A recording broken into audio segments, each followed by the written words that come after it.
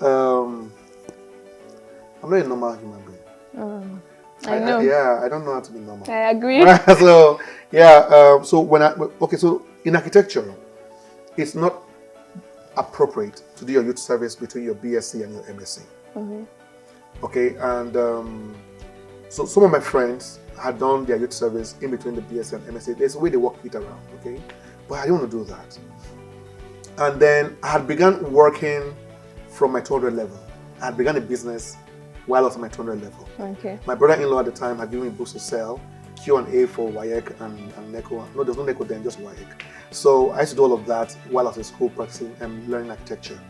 And then I was done with my BSc. I was still into other businesses and I had begun practice because I was helping senior colleagues while I was in school. So I began to serve with them after school, you know. So, and then I now went back for my MSc.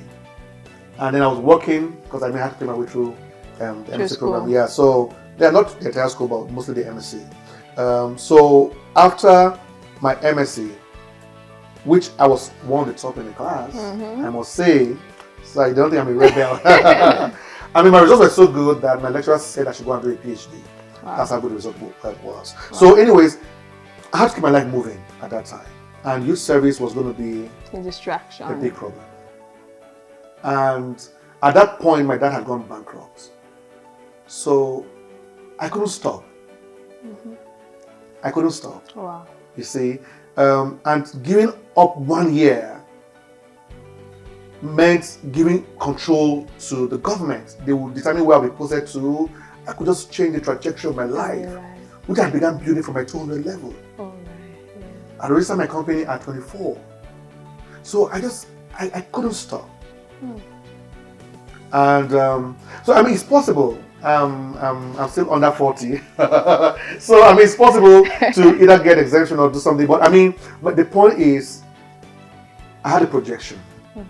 In my projection, I didn't need youth service.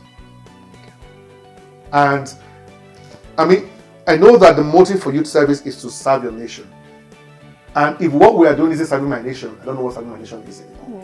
I've been serving my nation for the past 12 years. Literally, like day after day, I've been serving Nigeria for the past 12 years. Wow. And I knew that there were many ways to serve Nigeria besides going for research. So I mean, there are many things I've done that isn't very typical of, you know, the norm, but I mean, it's what it is.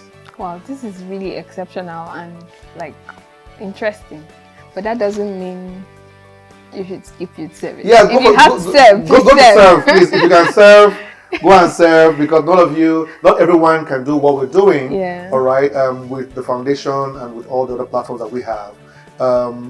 So if you can serve, please go and do your youth service. I beg you, go and do your youth service. Go and do your youth service. Let's leave it there.